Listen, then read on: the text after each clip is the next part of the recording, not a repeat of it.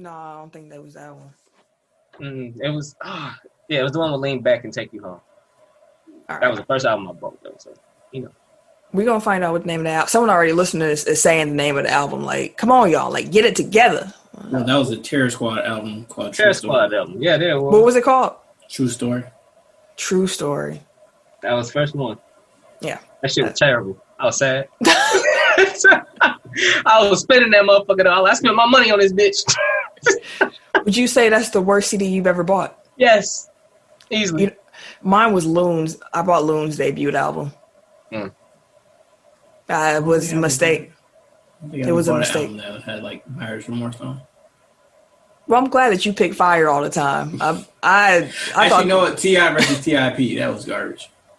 It got some bops on there though. It got some bops on there. For a T.I. album, it's a little lean. It had like 3. That was like. I don't know if it's his worst album. Yeah, it's not his worst.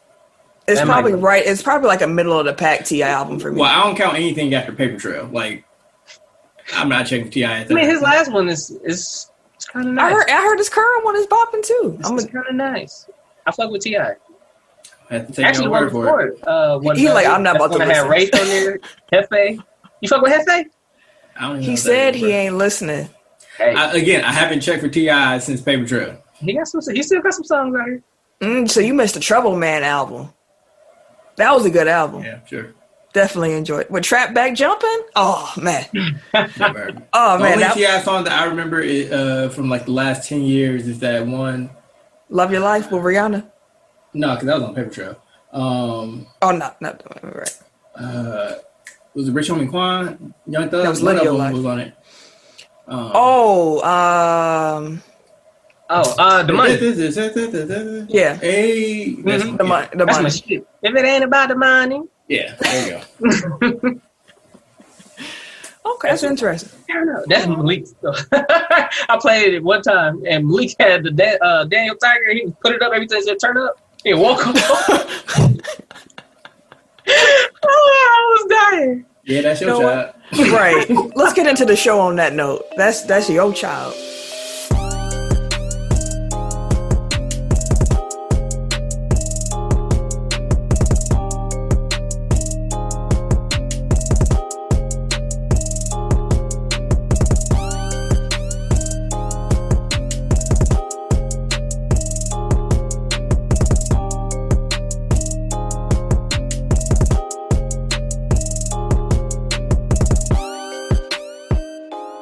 Welcome to episode 171 of Technical File, the sports podcast you never knew you needed.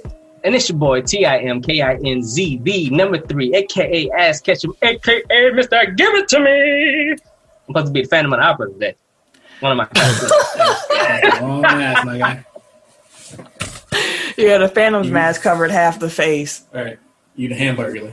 Yeah, you definitely are the Hamburglar, fam. I am the Eric J. Only known as the Eric J. Don't be messing my cues up, fam. I'm Camille, point guard of the crew, the real life Tifa Lockhart, the girl next door. You know, holding it down for all the women who love sports. And normally, this is where you would hear. How can intro start? And I'm K Diddy. Oh, go ahead. The gentleman. The everyday gentleman. 24/7. Only known as K Diddy. Better known as K Diddy. Take that. Ken had to work late. He said he's gonna join us. So if he come in, he come in. But otherwise, it's just us three rocking. Hamburglar, could you tell the people where they could find us on social media in case they were looking for us? For sure. So you can find us at www.technicalfile.com. Don't forget to put the K on that motherfucker. Mm-hmm. Also, you can find us on the Instagram and the Twitter at Technical File. You can also find us on Facebook, Technical File Podcast. Then we have our Facebook group where you can join in with the listeners, fans, and fam at Technical File Pod Overtime. There it is. Oh, and then if you want to see if we out here singing and looting and booting, you come on over to YouTube, Technical File. There you go. The smile been happening for like 3 weeks now. When he said YouTube, you gotta smile. Eric was like, "What is happening?" Oh, his season coming up. What season? He got to be the Grinch. Right around the corner. The scowling motherfuckers from his. He probably do that. Be in his window looking at motherfuckers, judging them and shit. I don't think he cared that much. You only want to twist your mustache. That is very true. Andy the Hamburglar this week. You twitched your mustache. Yeah. Anywho, this is also normally when Ken comes in. He wants to remind you, like he says every week, man. Share the show. Tell your mama, your auntie, your brother, your cousin, your uncle, your daddy, your pastor, your grocer, anybody. Tell them about Tech File. We don't grow without y'all. People listen to what y'all say, so appreciate you. Put people on. Put them on.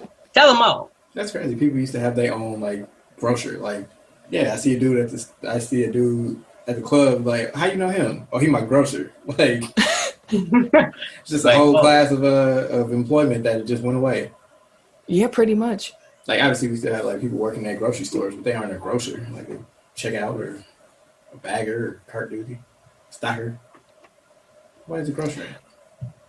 Never mind. I'm not gonna get us off track. I was gonna have a whole like history question, and we went down a rabbit hole. So instead, make sure y'all tell somebody about us. That is what we ask for. Please, it helps us a lot. It's a free way to support the pod. For sure. So, did we have a challenge last week?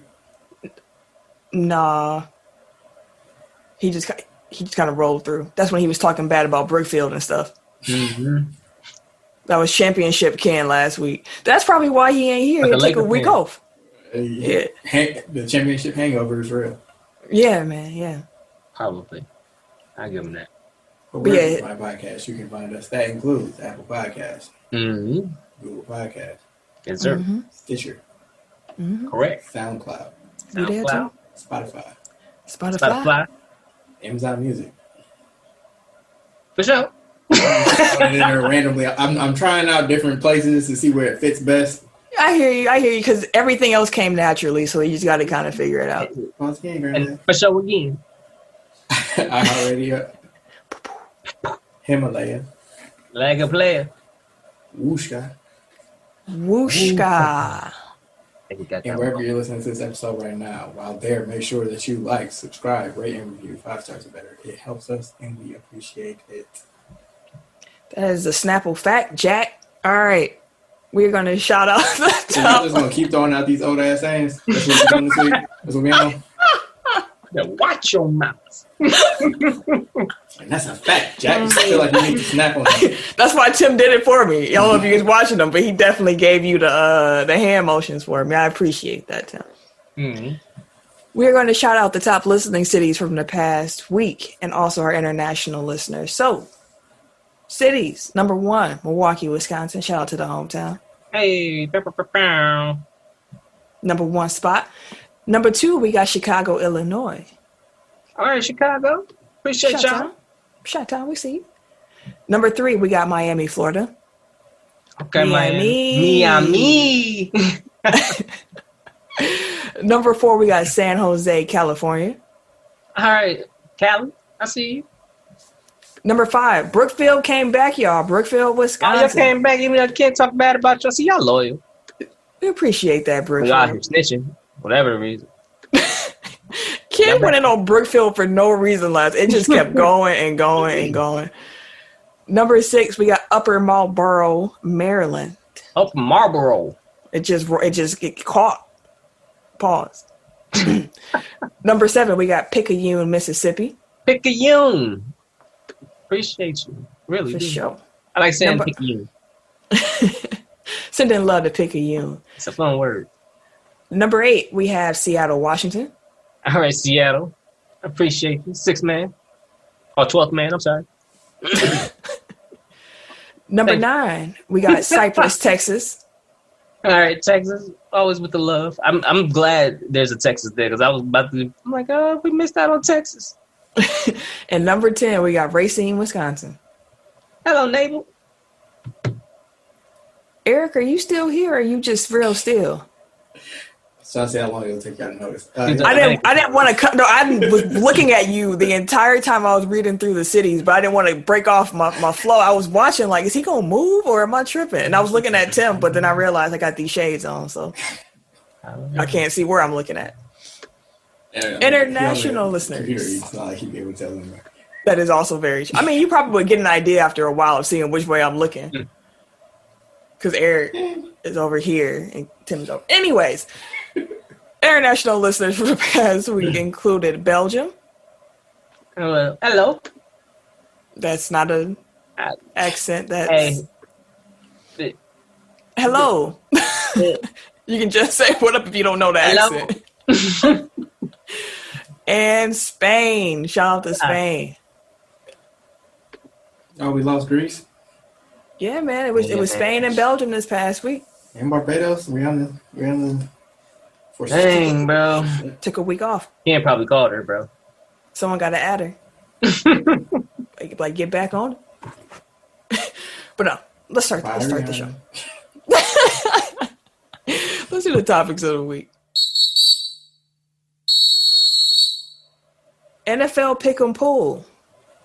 Shout out to Snow winning a Week 6 pool. Chuck Snow. Shout out, man. Amongst us Tech File hosts, Ken won. I don't really understand how he does this week after week. Week in, week out. But he be out here. I was second. Tim and Eric tied last because there weren't no teams listed. Oh, shit. I didn't do it. I must not have saved it. Because I be doing it every week. Hell no. I mean, I was sitting there like I even did the little reminder post on all our social medias and everything. I thought I was good because, like I said, I do it here and I save it. So I remember we recorded on Tuesday and it was still Tuesday night football happening. You would have to did it the next day. Oh, I ain't even thinking about it. So you got to listen back to the episode. You would have reminded yourself. Oh. Anywho, this week. Well, before we get to this week, I do want to point out the fact that last week almost was completely messed up for the NFL because like 4 different teams had different COVID scares happening. But come Sunday, everything checked out. Negative test. And everybody played. But now I also saw that the Raiders had to send home their offensive line because the whole line. The whole line. I think I saw somebody's like practice squad. Whole practice squad got binged, or that was Jacksonville. Mm-hmm. The whole damn practice squad. What was y'all doing? Damn, dog. All 12 of y'all? No, all 11 of y'all. And then they had one on the active roster. Like, what was y'all doing? Football's a close contact sport. Damn, so you want to go kick it with the practice squad? That'd be cool. Like, I was like, holy shit, a whole practice squad. Like, what? There's 11 slots open. Hey, I can't. Somebody out there want it. But let's make our picks for week 7. Okay. Assuming it goes on as planned. As planned. If you're also in the pick and pool, make sure you get your phone out. Do the picks along with us so that you don't forget. And a reminder, games lock 5 minutes ahead of the game time. So if you were to happen to miss Thursday night football, you can still get your picks in for Sunday and Monday. And maybe Tuesday, whatever the days they playing football because COVID. This week, though, we have the 1-5 New York Giants going up against the 1-4-1 Philadelphia Eagles. Boy, they're good and terrible. We just launched the NFC East into the sun. Like we have to do something about it. They got to open it up to just do regular season, dog. Because the NFC East has been to hold down the whole damn playoffs. Whoever they licking their chop. They're waiting on these niggas to go in there. You can't stop the run. You can't stop the pass. You can't stop shit. Like, man. I think if you win your division with a losing record, you don't qualify for the playoffs. Like, that needs to be the universal rule. I mean, when the division leader has a losing record through 6 weeks. And they lost their whole line. That has never happened since the merger in 1970. There has never been a team at this point in the season with a losing record leading their division. NFC East, you made some history. How about that? But in this matchup, Who y'all got? Y'all got the Giants or y'all got the Eagles? Shoot, I can't call it. The Eagles got a good defense, but I think I'm going to go with the Eagles. I'll go with Philly. I'll go with the team that has a black quarterback on their roster. The Eagles. Shit, he may be playing soon. I believe they're getting Deshaun Jackson back this week, too. Deshaun. No, Raygor might be back. If not this week, the following week. As they lose Zach Ertz. Like, they just can't. They can't I think all... I got it back. See, they can't have nothing all at the same time.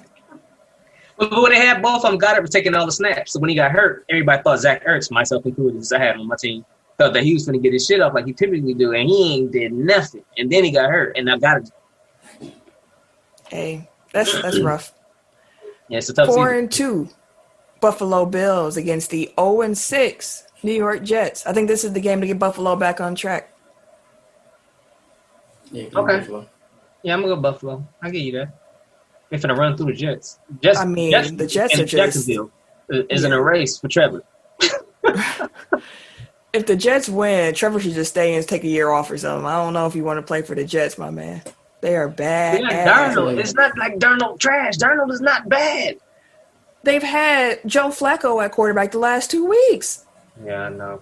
Because Darnold got hurt, I thought. Yeah, that's why Joe Flacco's been at quarterback the last 2 weeks. But I'm just saying, like, they wouldn't necessarily need to draft a quarterback. Like, it's not that Darnold is the problem. So, I would think. Their whole team is the problem. Yeah. Their coach is the problem. Let's start at the top. Let's go to the management. Because the management had to hire the coach to hire the GM. Well, that was his friend, so he hired him at the same time. The management didn't hire the coach because the coach came in and got the management fired right away. Somebody hired that motherfucker. Yeah, he gone. They already made that decision. Yeah, no, it's been time for Gase to go. Like, I don't know how you take every talented player on the roster and then choose the coach over every last one of them. Like, I don't going on. Eventually, like, there's one common denominator there. Like, the coach. We have the 3-3 Carolina Panthers against the 3-2 New Orleans Saints. Black quarterback. And Teddy revenge game. This is gonna be the first game back with Michael Thomas. Unless he fight another. I saw he had a. What? He was. He said unless he fight another teammate because he definitely didn't play the last game. Because he was ready for the last game, but he got into a fight in practice. Right. So but they listed him today with a hamstring injury too. This nigga here. So the owner's pissed. He was limited, so I'm not even sure if he's coming back this week. Jeez Louise. I'm gonna go Carolina. Yeah, I'll go Carolina. I'm just hoping Teddy and Breeze have a shootout and Kamara, catch all the passes. The 4-2 Cleveland Browns against the 1-4-1 Cincinnati Bengals. Cincinnati. That's gonna be a shootout too. The Browns sounding real defeated to be 4-2. So, question about Baker. So, I thought that he got pulled last game. Was that because of his injury, or it was at that point they were like, "This game's probably done. We're gonna take you out and protect you at this point because there's no point for you to still be out here." He sucked, bro. Did he suck because that's just that he sucks, or that he was hobbled by the injury? And they finally played a good team. They've lost to both of the good teams they played. That's why OBJ was mad. I'm tired of losing to good teams. And they got blown out. They didn't even lose to good teams. They got blown out. Couldn't move the ball, really. Couldn't do nothing. At all, period. Baker sitting there staring. Period. Whoever clicking the pen. Oh, that's my knuckles. The whole nine. Yo, why do your knuckles sound like pins? My goodness. Ooh. Bro, that sound. Ooh, that sound old. That sound. Woo, boy, them knuckles sound like they've been through some things. Knuckles as old as our sayings today. They don't want to crack no more. Good Lord. Ow. Oh, that made my knuckles hurt. I'm gonna go with the Bengals though. My hand all tingly now. I'm gonna go with the Bengals. I think the Browns. I don't like how they talking. They don't sound like a team that's ready to come back and get a dub. They sound like a team that's supposed to take another L. Man, listen, Trade deadline coming up in like a week or two, I was bro. about to ask. Like, I thought it was week 6. Did they move it back? It's I thought it was like November 3rd or 1st or something like that. I'm pretty sure it's the 3rd. I think it's voting day, election day. We need to go. go. Make sure y'all vote. I gotta vote. I vote that the Packers use one of these damn 1, 2, or 3 picks since we ain't used this year's. Use this year's, next year's, to grab one of these receivers that's available since Dallas ain't got no damn quarterback in the team no more. Michael Gallup he's looking like the odd man out right now, but Dallas got 3 of them. They love CeeDee. They're going to get Gallup out of there. Here's the thing with that. If the Packers were to make a trade, I don't want them trading for a receiver. I want them to be shoring up their defense because that's where the problem is. They're going to be fine moving the ball on offense. They've already shown that. They ran into an elite defense against the Buccaneers, and after Aaron threw that pick 6, it was done. It was done. But the offense isn't really the problem. I think they're going to bounce back this week. It's the defense. We have a bad defense. It's bad against the run, and now it's bad against the pass too. Like it's just bad. It's a bad defense. I don't know what the fuck happened to our pass rush. The Smiths ain't getting through. Well, Kenneth Preston out for a minute, but he was back this game. Yeah, and I didn't expect the line to get worked on both sides. Offensive line, defensive line. Anyway, we'll talk about the package later. It came up in conversation. Eric, were you going Browns or Bengals? I said Bengals. Bengals, okay. The 2-4 Dallas Cowboys against the 1-5 Washington football team. I think I might go with Washington on this one. I mean, again, when I heard players from the Cowboys criticizing their coaches, calling them totally unprepared, how they don't teach them nothing, they don't have no adjustment senses, like. Problem is, they lost their whole line, but Washington's front 7 is gross, bro. So they ain't gonna be able to pass. They ain't gonna be able to run.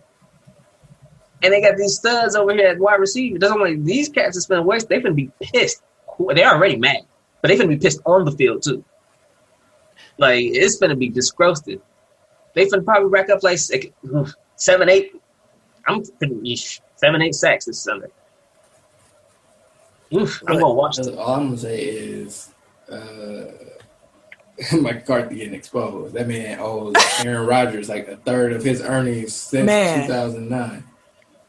Shit. Hey, that's a fact. Like, that man, he was in his basement cooking up new schemes. Like, you need to go back to the basement. I'm gonna kill him with this one.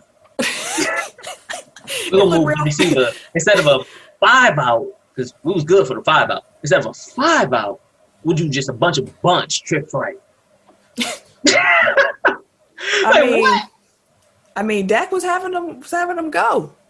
Andy Dalton ain't Dak. He ain't. But Dak. again, they lost their line. Like once they started losing their line, then Dak got hurt, and then they lost another lineman, and then they turned around and lost the last lineman. But you mean to tell me you still think that Dak wouldn't have put up a better performance than what we just saw Andy Dalton do, regardless of that line? That's what I'm saying. Yeah, like Dak would have ran more. That's what I'm saying. Like it's Andy Dalton ain't Dak. I know the Cowboys getting Vander Esch back, but call up Miami, see if they want to. It ain't the run. It's an air raid. Yeah. Fitzmagic could go over to Dallas. I can see that. That would be a move I would like. I can see that happen because Fitz was heartbroken that he got benched. And he was like, it ain't like I wasn't playing bad. He was actually playing super well. Like he was playing really good. It's actually the worst game he played. He had two good. I mean, he won 2 in a row, and he got like the 7th best QBR in the league. And he's putting up numbers. I'm saying like the game they sat him down in the 4th was the worst game, even though it was a good game. It was like 190 yards and 2 touchdowns, no picks. But like it was a good game. It was the worst game of the good games. I get what you're saying. Like you having a really good season. After Tyrod lost his job due to medical malpractice, like it's kind of hard for me to be like, well, you know, like when they use the top 6 pick on a quarterback, like you kind of know where it's headed. What's gonna happen, regardless of how you play, pretty much. Like it was they show just anything at all in practice, like. And apparently, Tua been giving them some wild plays. And actually, I mean, this is, if you were going to do it away, this is smart to do it. This is what they did with Eli too, when they had Kurt Warner. Yep. They were in a playoff position, and they were like, "We're gonna throw this rookie in. It's time." Shout out to Tua too for being able to play again after a year. But like, man, that was a brutal injury. I thought he had Bo Jackson. So I thought he was done. I thought he was done with him to work his way back and then be a top 6 pick and then turn around and up in usurp? Yeah, that's the word. Starting quarterback. Like, I'm excited for him because he's a dual threat quarterback. Like, I'm just hoping he protects himself when he make these runs. But Tua, nice. Right. Washington, Dallas. I got Washington. I know you got Washington. Eric, who you got? Brown coach. So Washington. Okay, this is a Washington sweep. The 2-3 Detroit Lions against the 1-5 Atlanta Falcons. I'm going Atlanta. I'm going Detroit. Black Town. Which, I'm saying which one? I got you. The 4-1 Green Bay Packers against the 1-5 Houston Texans. I'm going Green Bay. As am I. Again, I think they're going to bounce back this week. Yeah, I think they're going to bounce back. Oh, hometown versus black quarterback. What you got? It's always Packers. He just said Packers. Yeah. Oh. Yeah. It's going to be a shootout, though. I mean, the defense. I'm hoping it's a catch up because I like our secondary. I give our secondary a better chance than our, and they ain't got the line that motherfucking Tampa Bay had. So I'll give us a better shot this game. Yeah, the Packers should win this week. David Johnson might have 150 yards. He might, but it's going to be in the L because that's the way that this is going to work out. 150 yards, 2 touchdowns. I was like, where the fuck? Deshaun Watson might actually end up rushing for 100 yards himself. 120 and 2. I'm like, come on, bro. What's going on here? And Watson is one of my favorite quarterbacks, black quarterbacks in the league. So I'm definitely looking forward to being able to watch him too. 5-0 Pittsburgh Steelers against the 5-0 Tennessee Titans. I'm going Pittsburgh. Yeah, me too. When I saw they lost their left tackle, so I was like, Pittsburgh should roll on to 6-0. Should be a good game. It's gonna be a good game but they got the line in the deep. They got the linebackers to stop Henry. See, but Devin Bush tore his ACL too. But I mean, they. That defense, that front seven, is it's an elite phenomenal. Defense. So either or, like they have the speed and they got the man. That's gonna be a good battle to see them. But I got Pittsburgh. I feel like they got the better defense. Yeah, they do. Last week or the week before when Derrick Henry had that 90-yard run. That was his last week. That was his past weekend because I was watching him when it happened, and what was crazy was when he broke through. And he had the Texans behind him. I didn't realize how fast he was running because he looked so effortless. Like, it was just like he wasn't even trying. He'd be choo-chooing. I thought he was already at max speed, and then he just accelerated. And I was like, what? Motherfucker be moving. He outran the court, 240 pounds ain't supposed to move that fast. No, it's not. That's what I'm saying. Watching him in college, I'm like, bro, this shit ain't fair. That's all I was getting when he got to the league. I always go back to his high school stats. Like, I can imagine somebody that just running over defensive lineman Tim size and shit. Like, he's a speed rusher. That big. Yeah. Oh, excuse me. It's gonna be fun watching him against the Steelers, but that's gonna be a good matchup. Wait, he might truck TJ. TJ might. If you get in the way, that's a risky take when you're playing against. But yeah, Tennessee's defense isn't that great. So, no, Claypool will have a game. Did y'all see what Vrabel did? I don't know if because they played twice in 5 days, so I don't remember which game exactly it was. But Vrabel took a penalty with 40 seconds left to conserve because he didn't have or either conserve a timeout or because he didn't have a timeout, and that wound up functioning as a timeout, and they were able to. I forgot what they. But either way, it was clock management. He purposely took it. He sent one of his guys out, to get a 12 men on the field penalty to stop the clock. In order to stop, yeah. Being aware. Chestnut checkers. But But it wasn't under 2 minutes when it happened, so it didn't have a 10-second runoff, did it? I don't know. Or was it on defense? He's on defense. Yeah. There we go. Because, you can't, 5-0, Seattle Seahawks against the 4-2, Arizona Cardinals. Another air show. Mm-hmm. Them men better be... Man, listen. Oh, that's going to be an exciting-ass game. Bobby Wagner chasing Kyler Murray. Kyler Murray runs like... He's ski-daddling done. They say he runs like a toddler that just took your phone. Like that's a fact. Badass baby. Here he go. That motherfucker be sliding. Fuck out. Hold on. And he run with the football out. Like he don't like he is playground like taking off running. He probably your height. I'm pretty sure he's 5'8". I mean, he listed at like 5'9", so there's almost no chance that he's actually that tall. Obligatory Russell Wilson code for Cam for sure. I ain't got nothing to pour out, so I'm gonna go with the Cardinals. I don't think that. Wait, who home? The Cardinals. DeAndre Hopkins, Larry Fitzgerald. What about him? He's just saying that's who they defense got to try to stop. Oh, you heard that talking about Antonio Brown? Oh yeah, we've been talking, but I didn't even bring it up because we talked about that. He's redacted before the season. You're talking about redacted? No, we mentioned that before. We were like, Russ wants AB back. Like that's not new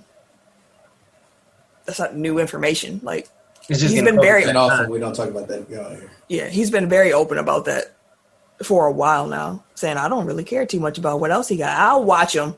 He can stay at the crib. I'm trying to win. Russ, Tim, who do you got though? Seahawks.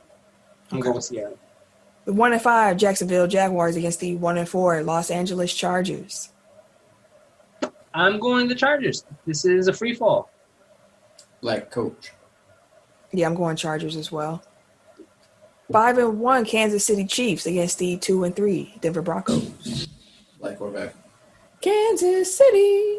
Denver's. Kansas City just signed Le'Veon Bell. I remember. We sure he's still good? We'll find out. He's gonna be good in that offense. I'd put money down on that. He'll be the backup though, but they're talking about he may be in the goal line situations because Clyde has had so many 9 carries at the goal situations and he's trying to protect his little guy. I mean, they can't score at the goal situation from their running back out from him. So Bell might take those goal line. Didn't they have another running back? Damian Williams. There you go. Wasn't it? And he's gotten his touchdowns from the goal-to-goal situation. So Le'Veon might take that up. But I'm gonna go with Denver on this one. Wow. Interesting. Very interesting. You know what? Actually, no, I'm going Kansas City.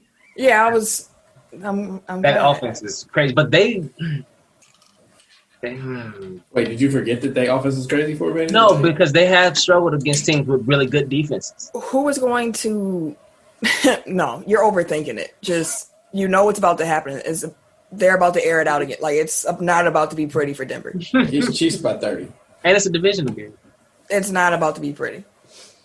The 3-3 San Francisco 49ers against the 2-3 New England Patriots. Patriots looked bad last week. Yeah. I'm gonna go with Cam. I'm gonna say Cam and them though. You better not let me down, Cam. Eric, I don't think I need to ask. Black quarterback. Oh yeah, I said already. Yeah. The 4-2 Tampa Bay Buccaneers against the 3-2 Las Vegas Raiders. Never Raiders. I'm going Tampa Bay. Their defense is valid. Black adjacent coach. The Raiders got a really good offensive line, though.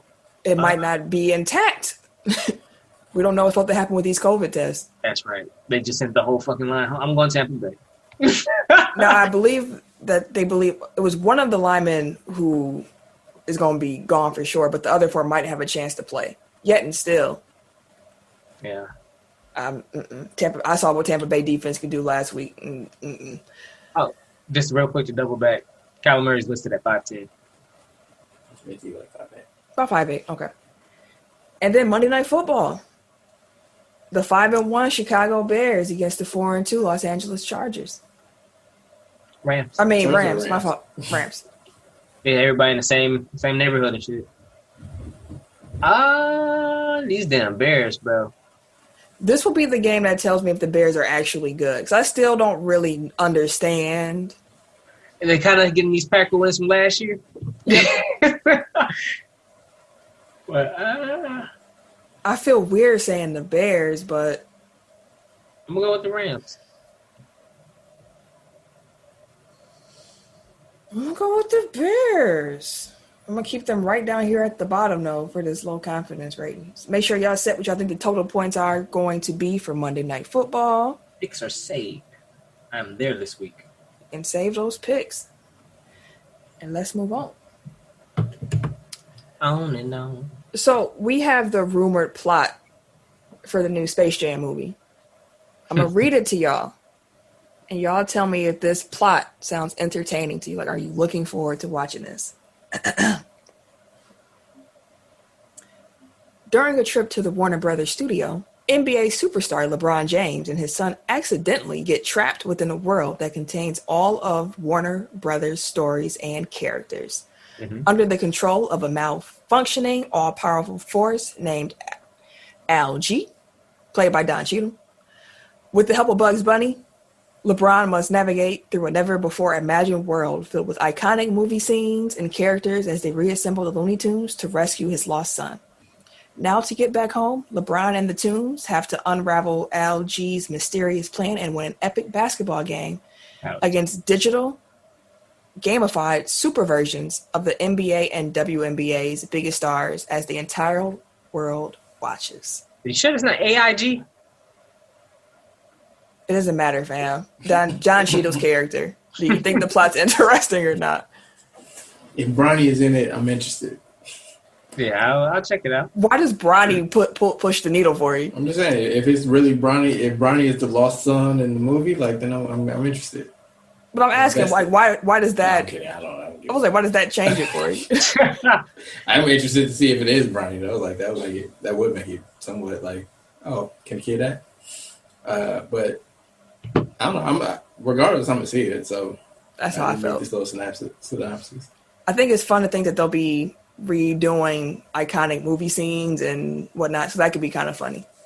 Tim's looking like, nah. And I'm glad I'm a rehash of the first one. Like they actually came up with a new story. Mm-hmm. Yeah, and that's why I want to see it. I'm like, oh, it's not a continuation or a soft reboot or nothing like that. It's like, okay, it's his own movie. So I'll check it out. Well, actually, technically, have they named it that yet, or was that just like the working title? Name what? Like, is it actually Space Jam 2, or like the? It's called Space Jam: A New Legacy. Oh, okay. So it's not even to give it its own life. So it's not even a sequel. Like it's just a different multiverse, different universe. Yeah. I do hope there's a Michael Jordan cameo in this movie, though. That would really set off the movie for me. If I know Michael Jordan, that's not happening. Hey, we don't know what Michael Jordan goes. Right, I was saying he's different in older age. It's interesting how age can do that to you. Mike's trying to get back now. Talking to somebody, might give him the rub. He might be I've never seen Jordan this personable before in my life. He actually weighing in on political stuff. Like, yeah, he's making donations. You say he talking? Was he retired? He shut up. Ain't nobody heard from Jordan. Is he an owner? You just see him in videos talking shit. Blowing somebody ass. You better Google me. That's one of those things, though, where it's like, I kind of wish that Giannis could work with Jordan. Like, he can't because, conflict of interest. But, like, he was working with Kobe on some things, and I was, like, really looking forward to seeing him continuing to work with Kobe because I think a lot of what he can add to his game is in an area that both of them, like, completely thrived in. So I'm gravitating towards, like, Giannis should be more of a big than an initiator. Like, he should be a big that can initiate, but I think he needs to hone, like, his big man skills. I'm talking about getting him like in between game. Well, no. That's what I'm saying. Like instead of like trying to stretch his game out, like refine what you can do around the basket. Like if you're like Marcus Aldridge, like I'm just saying, like he needs post moves. He needs to be able to do something down there other than run, jump, and dunk. Yeah, so, I agree. Yeah, like instead of like trying to create a jump shot out of thin air, because. But he has some decent post move. Like he shoots a pretty good. Like he shoots a better mid range. Moves down there. Like he can't like you can't throw it to him on the block and then like give you. No, you can't. He needs a post game. He needs an in between game. I think that keying on him being a better 3-point shooter was foolish in retrospect because I think that he'd be most effective with a better in between and post game. But alas, the World Series is going on. Mookie, man. Mookie Betts. Not low-key, high-key. I was going to say that yesterday. Like, I'm cheering for the Dodgers off the strength of Mookie Betts alone. Like, it's because of Mookie. The difference maker, man. He truly is. I meant to mention this last week, but I was definitely rooting for Houston just for the chaos factor. No, I definitely wanted Houston to lose. I definitely wanted them to lose. But the Rays pitching staff, man, is cold, bro. They're so cold. But Mookie and them, they took game one. Did we post that? I think Mookie and Kershaw like combined made more money this year than the Rays' whole team. Mm-hmm. Yeah. Mm-hmm. They had like 28 million compared to their 28 million, or 26 million or some shit like that. Like, yeesh. But that's how the Rays are. They've always been a small market, so they've always been a small market team. They have to piece their team and draft their team. Like that's just what happens when you ain't got no shared salary cap or you ain't got no salary cap in baseball. Like motherfuckers go out. Is Cody Bellinger all right? Is his shoulder okay? Motherfucker hit a home run last night. No, he injured himself after he hit the home run though. No. He hit the game-winning home run for Game 7, and then dislocated his shoulder celebrating. Then the Game 1 of the World Series hit a home run, or a game-leading home run, the go-ahead home run for the game. So he all right. Okay. Like the game breaker. Like, yeah, no, he fine. He's perfectly fine. Him and Mookie clowning, dog. Okay, he good. Okay, I understand. Let's see. Like that adds to the legend of Cody Bellinger. How you dislocate your arm celebrating and then turn around and hit a home run first game of the World Series? What the fuck? Pop that mug back in. Some icy hot. He called Shaq. Got him some icy hot. He was ready to go. NBA coaching hires. We had some new hires. There was a lot of new hires. Stan Van Gundy. I guess it's relative. I guess 3 hires since we've last talked is a lot relatively. Stan Van Gundy agreed to a multi-year deal to become the head coach of the New Orleans Pelicans. The Pelicans believe that SVG is going to be able to be a great teacher with this roster. I'm thinking that they're leaning very heavily on what he was able to do in Orlando with young Dwight Howard. They believe in his history of building strong defensive teams. And, Van Gundy wasn't a bad coach. He was a bad executive, which did him in Detroit. He was terrible as an executive. But he drove that team to what it was. Shit. That's why they are where they are now. just average. Maybe ain't no average. Like we finally get a good NBA color analyst, and they take him right away from us. That is also very true. Going to miss him in the booth. Like take Jeff. I'm proud of Jeff. Don't know what hopefully Mark Jackson is his lead assistant. Because get them motherfuckers off my television. Stan Van Gundy's still going to be on Twitter getting them tweets off, though. Never mind. Did y'all hear Joe Buck and Troy Aikman making the comments about the flybys? They thought they know they were on a hot mic. Yeah. Like, I guess... Wait, Tim didn't hear it. So they didn't know that they were being recorded, and the audio came out, and they were watching the NFL game to fly by over the top, and they're pretty much like, "What a waste of money!" Like your taxpayer dollar. Yeah. That's what I just. Are you listening to me? No, because I wasn't sure exactly what the entire stories are, but I realized that I had read something like a snippet of it on Twitter. Like I had seen it, but I didn't read into it, and then as you were talking about, flybys. All right. How do y'all like the Stan Van Gundy hire, though? for the Pelicans? Y'all think he's going to be able to work some magic with this roster? Get Zion out here playing? I mean, historically, he's been a culture builder. Like, I feel like that's what they need. They need, like you said, like they need a defensive identity. Like, defense is obviously never Alvin Gentry's strong suit.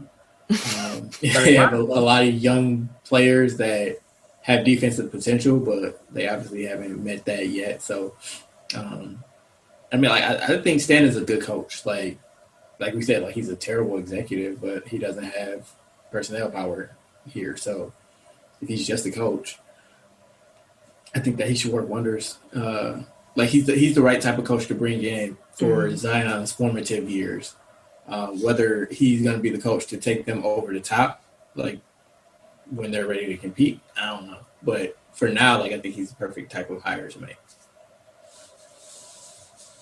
Tim, you got anything to add, or you agree? No, I pretty much agree. Like, if he just comes in and do the player development and builds them into a nice defensive team and, like, help develop the players into what they, at least majority of their potential or some of their potential and shit.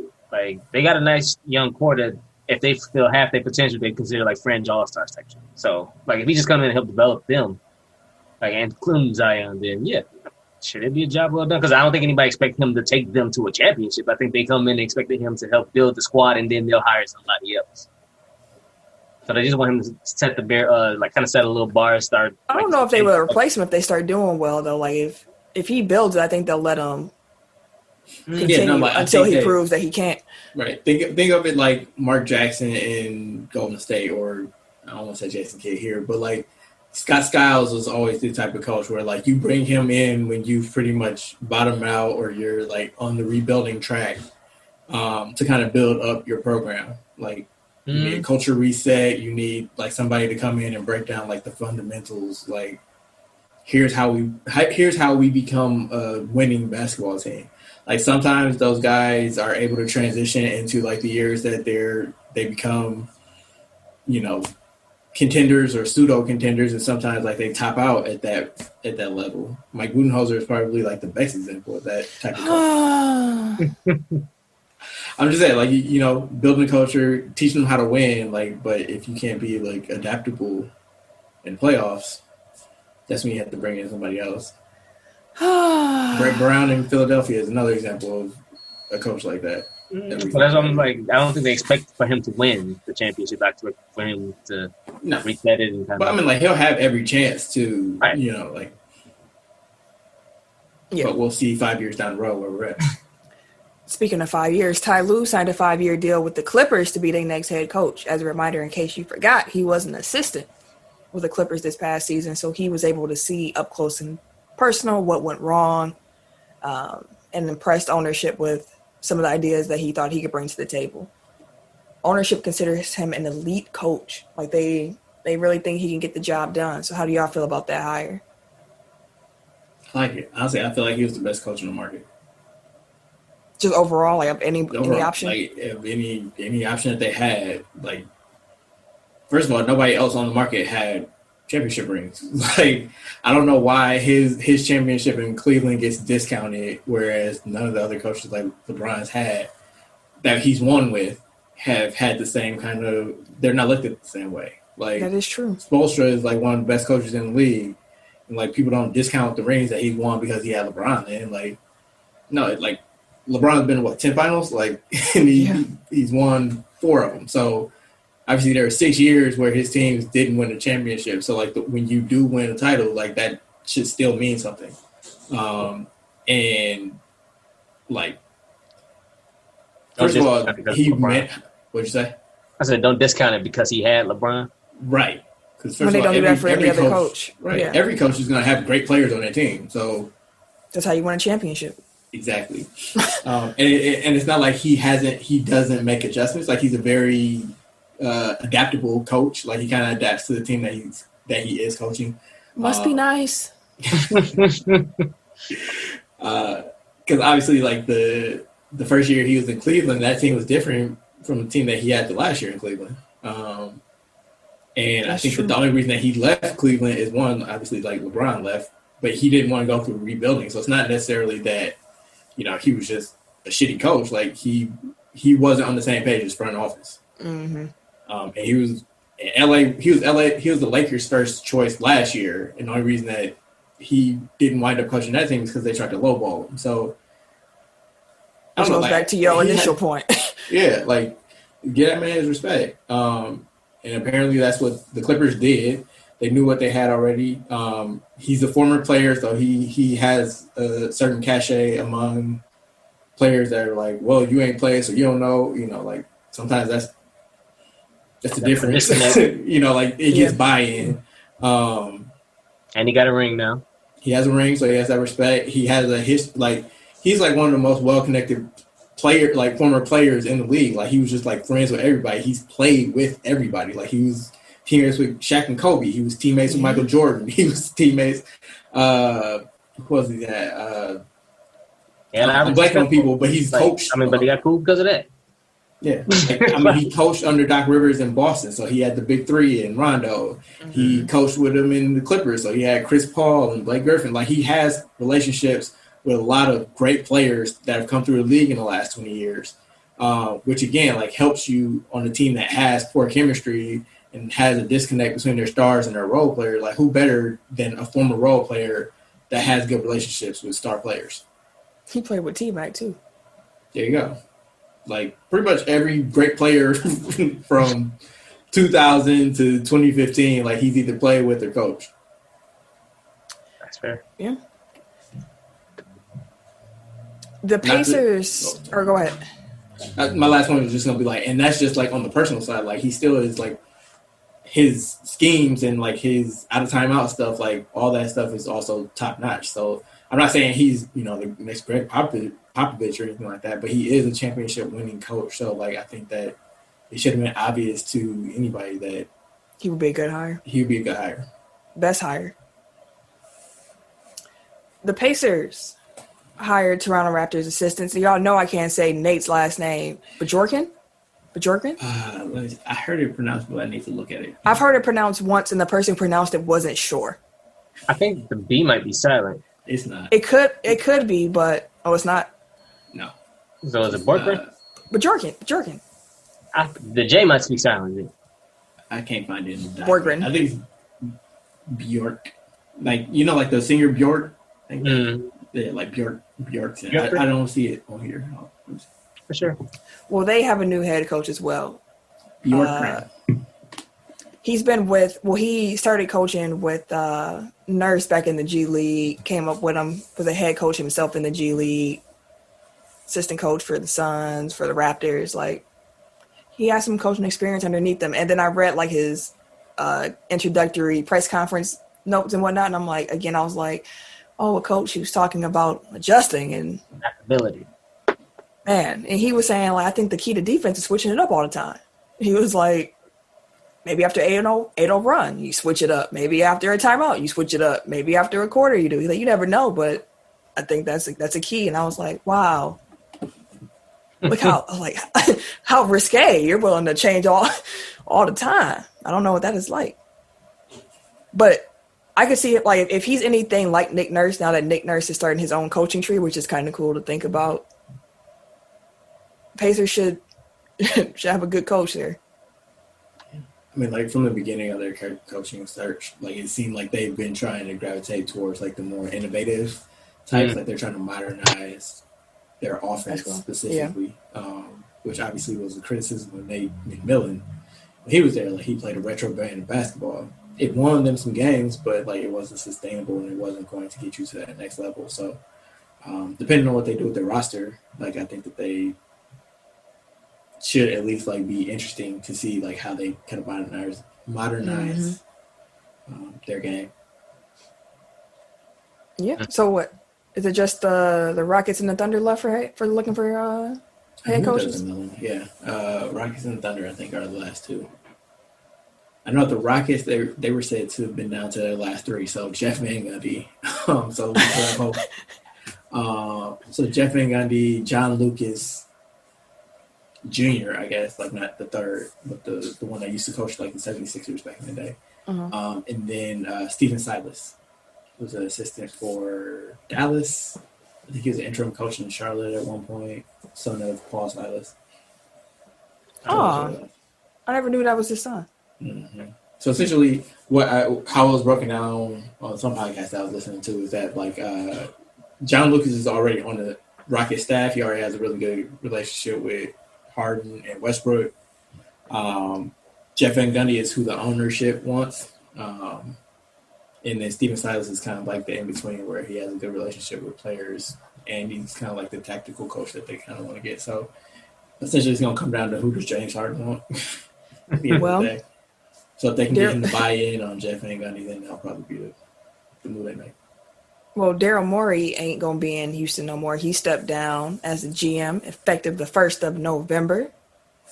He said after he got back from the bubble, he was just reflecting on his time with the Rockets. He felt like it was time to do other things. He wants to be able to hang out with his kids more and just see what other things could be out there for him. Just say he's had a year to kind of work on that. Because as soon as he hits in on that tweet about Hong Kong, that dude was gone. Man, I keep telling you, that was the season. I truly forgot. It was the same damn year. I'm like, I completely forgot. Nobody else forgot it, apparently. This is the longest. I forgot that The Last Dance was just this summer. Like, that feels like it was forever ago. Man, that was for the beginning of quarantine, wasn't it? Yeah. Yeah. Like 6 months ago. That was fun. Last Dance was fun.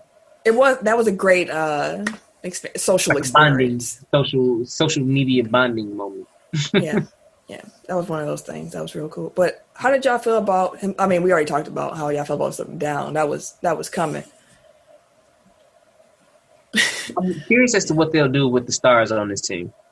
That's what I'm kind of curious to find out. Like, depends on the coach. Does it? To a certain degree. You can't hire a coach who can't scheme. Like, you have to figure something out. One thing that Morey always did was take a shot. I think that's probably ingrained in the Houston's culture at this point because that's what's gotten them where they are. And I can't imagine that they would bring a coach in that doesn't think they can either do something with what they have already or think they're a couple pieces away, like we can get this and this and this and this. But like when you're getting interviewed for the job, you got to tell them what you going to do. So they would know already when they make the hire, like, is this roster as currently constructed going to maximize, what we're going to be able to do. I don't think that you trade James Harden unless James Harden says he wants to get traded. I agree. And what Russell Westbrook, I don't know if you can trade him at this point even if you wanted to. 43. That sounds bad, but like being realistic, yeah, that's real. I mean, he's a tough fit on any team. He makes a ton of money. Even though he's still got to get his 30 shots. I'm gonna say 30 what? In his defense, like he was good, like right before the shutdown, like they started clicking. Yeah, like they had a really good run, probably like last month or two. And to be fair, in the bubble, it wasn't a smooth like transition into the bubble for Westbrook. No. He had COVID, and then Then he got hurt. And he was yelling at babies. So, it was a real problem for a lot of people, man. One last thing about like Daryl Morey, like I've seen people like kind of trying to take their victory laps, like, oh, he never won a title, like did all that analytic shit and it didn't work. And it's like, first of all, Houston was always in contention for a title. So like the fact that they were contenders for 10 years straight, like they were the only team that really gave the Warriors at their peak a run, like twice. And Rockets fans are always going to wonder what if. Right. Yeah, exactly. Like all you can really ask for is to be a contender. Like, and the fact that you were able to sustain that through 7 different roster iterations. Like, like you had 3 different co-stars for James Harden. Like cycle through. You had team like coaches come through. Like there was a lot of turnover, and I mean part of that is just like his philosophy, but. Like, he was always trying. He was always doing something. So, like, no, it didn't manifest into a title. But I feel like that's, like, he put them in a position to win a title when he had a superstar in his prime. So, like, I think that's really That's good on I him. think he did a good job overall. Like, and he really did change the way basketball's played. Like, everybody adopted the small ball model. Yeah. Or just like shoot a lot of threes and get to the rim and get to the free throw line. Like, that's everybody's shot distribution at this point. It was funny when I saw that Van Gundy got hired with the Pelicans. I was just reading more about Van Gundy, and I forgot that he also was like an early advocate for that style of basketball. Like, when I was looking, I was like, I forgot at the time that playing Lewis at the 4 was actually, people were like, why are you playing him at the, like, he's too thin, he's too little, he can't do it. And meanwhile, Van Gundy is like, right, he's like, I got a dominant paint presence. Like, he gonna shoot around that. Like, that just makes sense. But, yeah. It's amazing how far we've come in, like, right? Let alone like 10 years, but, like, honestly, like, the last 5 years is just specifically, like. Because then the Warriors came and started switching stuff up to everybody. Was like, wait. Half court. The small ball thing here. It has some legs. But, Tim, will you talk more about what Iowa's football team did? Or I should say former Iowa football players. Yeah, I seen it. It was a Yahoo Sports article, and I was just like, this is kind of random, but it's wild. And I thought it was interesting. But several former Black Iowa football players sent a letter to the university earlier this month demanding $20 million, and that the longtime Iowa coach Kirk Ferentz, assistant coach Brian Ferentz, and athletic director Gary Barta be fired over allegations of racial discrimination during their time with the program, according to the Des Moines Register's Chad Liskow. Oh, excuse me. Among the demands for the 3 firings and $20 million in compensation, the players demanded the creation of a permanent Black male senior administrator within the athletic department, mandatory anti-racist training for staff members, a board of advisors with Black players and anti-racist professionals to oversee the program, and tuition waivers for any Black athlete who didn't graduate, according to the Des Moines Register. Iowa President Bruce Harrell, who announced his plans to retire early this month, responded to the players in a statement on Sunday and rejected their demands. So he said, and I quote, "We appreciate some former athletes sharing insights on the experience while at the University of Iowa. Many of their concerns have been reviewed and addressed, and to be clear, any student athlete that has left the university and did not obtain their degree is welcome to return, and we are here to support them. There are several demands outlined in the letter, and we are proud of the efforts made to date. We have a path forward that includes ideas and recommendations from many current and former students aimed at making the University of Iowa a more inclusive and better place to learn, grow, and compete as an athlete. However, the university rejects the demands for money and personnel changes." And I was like, I think that when I first read it, my initial reaction, I was like, y'all not getting the money out there, motherfuckers. That was my initial reaction. I was like, messed up by asking money for him. I like, but anything else I can see within the realm of being plausible because of what may have transpired, or if anybody else wants to come up and speak out or anything like that. I was like, but when they demanded the $20 million, I was like, I think that's where he killed him. Or that's where he killed it all at. Yeah. And you're not getting 3 Black men fired.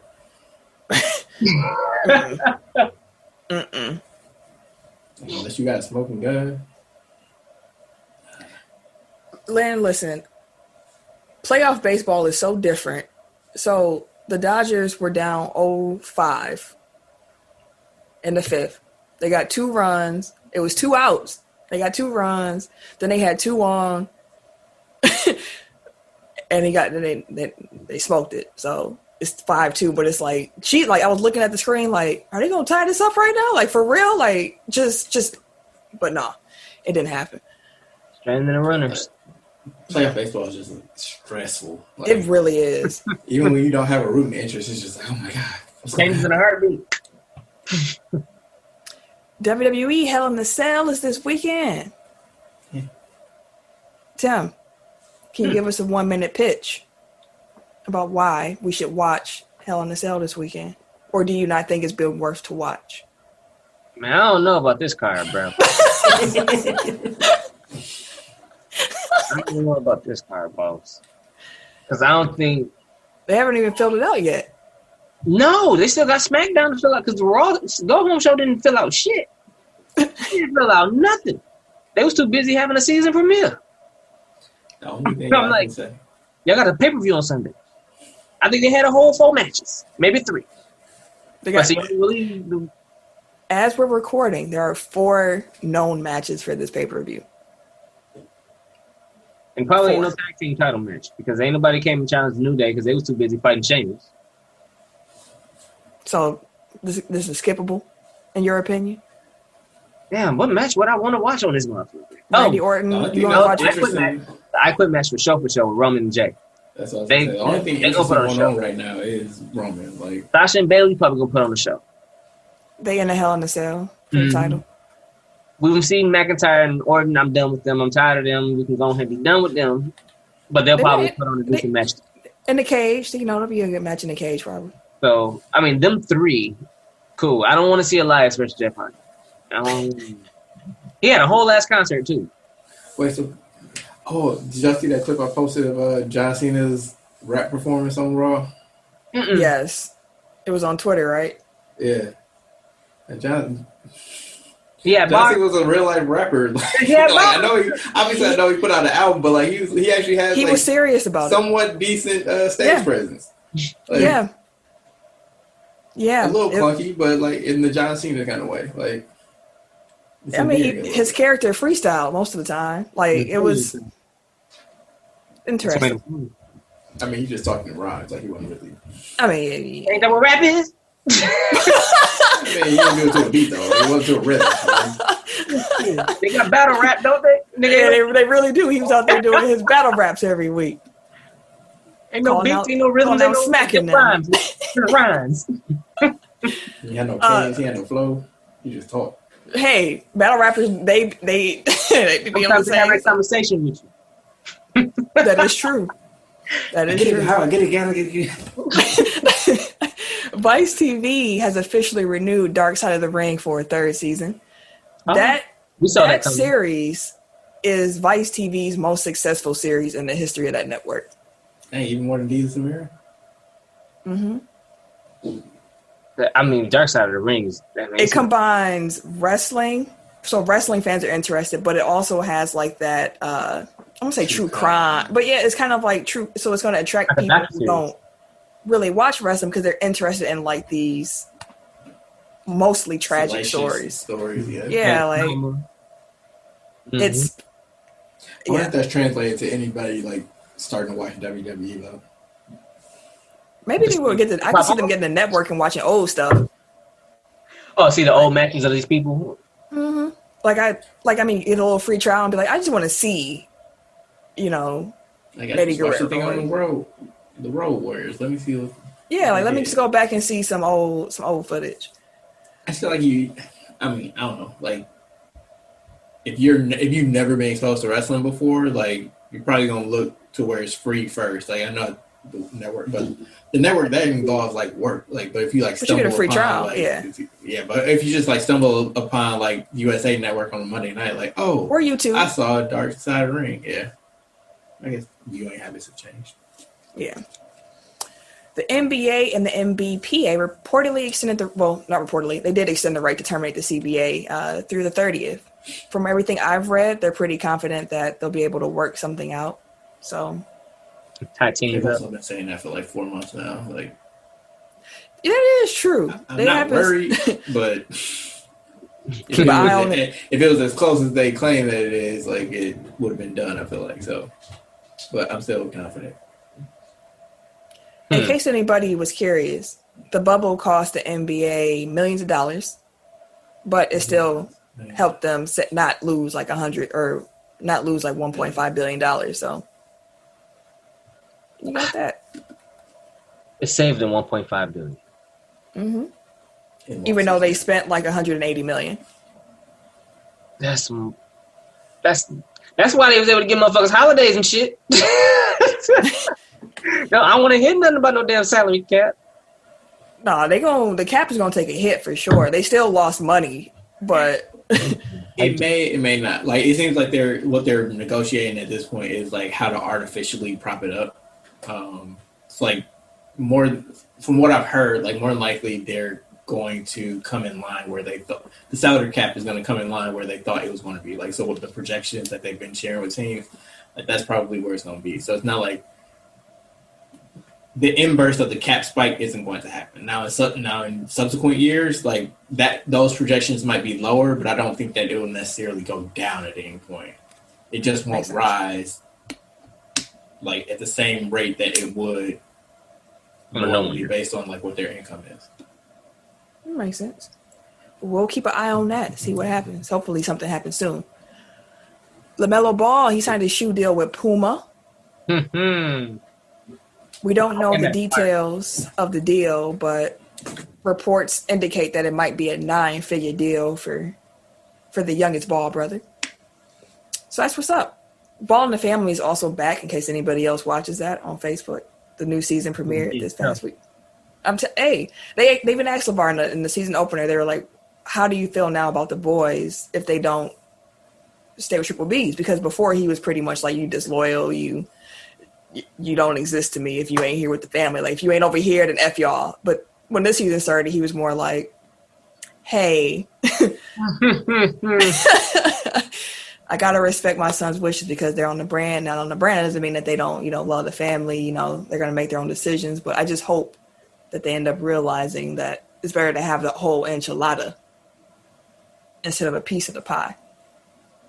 And I know I've been saying old phrases, but I didn't make that one up. That's exactly what he said. The whole enchilada instead of a piece of the pie. That's what he said. Sound like that's what he got. They're giving him a piece. They're keeping the rest of the show. They're like, hey, listen, sharing is caring now. Sharing is caring on national TV. But if the pie is 0, then I would much rather. I mean, if the enchilada is 0, then I would much rather have just a piece of the pie. Like, true. Because we got 9 figures versus buckets. Yeah. See, I can talk old too. I'm picking up what you're putting down. Any blow the whistles this week? No, ma'am. All right, let's get into the top 5. 5, 4, 3, 2, 1.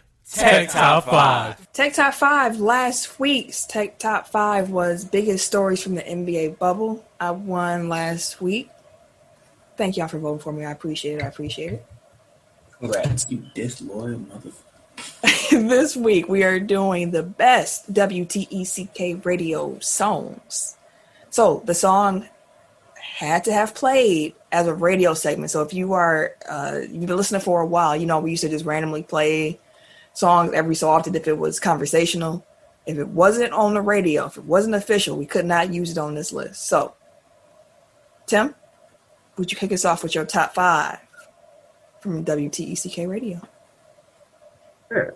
Number 5, I got Moneyball by Dame Dollar. Number 4, I got I Wonder by Leo Rush. Number 3, I got Jump On It. Hey! Number 2, I Smoked, I Drank, Roy Jones. I'm supposed to stop. I can't. Anyway. And number 1, I got Drowned by Victor Oladipo and Trey Songz. You love that song. Dog, that shit was cold. I like it. All right, so 5, I've got Dame Dollar with I Rest My Case. That'll be the second time he dissed Shaq. 4, Roy Jones, I Smoked, I Drank. 3, Dame, Moneyball. 2, Leo Rush, I Wonder. And 1, Ophelia with Shikusi. Oh, you really love Shikusi. Shikusi is my shit. That's what I'm thinking of. Dame's song with Marvin Bagley. What did you say? When they were going back and forth? Going back and forth, that his response to Bagley. That's the Dame song I was thinking of. He lit his ass up on that. He did lit his ass up. He did light his ass up. There's been some good ones on the radio. Dame really is Hall of Fame Dame. Like, I'm telling you, Hall of Fame Dame. Dame don't miss. He's the realest pretty much when he comes out with his music stuff. So I want to give some honorable mentions before I go, since we don't have Ken's list. Justin Bieber Available. I forget who produced it. JaVale McGee produced that one. That's right. I think, although I had Lil Wayne Kobe, because Lil Wayne floated on that. Also had Nas, Blunt Ashes. So a lot of the songs that were made by actual artists that had like an NBA player behind, I was like, that feel like cheating. So I'm gonna try not to necessarily do that. Like, it was on the radio, but like, I want to think about songs that, you know, I didn't know too much about already. Well, I lied. I also thought about putting the All-Star Game national anthem 3-peat, because that's just one of the funniest. It's not good. But listening to all three of those anthems was one of the funniest segments I think we've ever had with the radio. So, boy, they gotta relax on these singers. Number 5. I forgot about Carl Lewis. God damn. Yeah, the Carl Lewis. Yeah, he had a triple feature, I believe, when we did Carl Lewis on the radio. Number 5, I'm going with Shaquille O'Neal. I'm Outstanding. I've always loved the way that song feels. Wait, time out. Sorry. How do you get the how do you get that part of the national anthem wrong? Like, I'm still like flabbergasted. Nope. When you start off bad, there's you already know what you're about to get. But yeah, 5, Shaq, I'm Outstanding. Number 4, my boy Zoe, Get Off. Love that. I love that doggone song. Whoo, I love that song. Number 3, I got Ophelia, Jump on It. Number 2, I got Dame Dollar, Bad Little Bit. Because another one, the beat is just hard. I love that. And number 1, I got Roy Jones, I Smoked, I Drank, because that was just that's nostalgic. It's a hit. So, that's my list. Hope y'all enjoyed the show. Don't forget, make sure that you tell a friend about us. Make sure that you review the show, rate and review.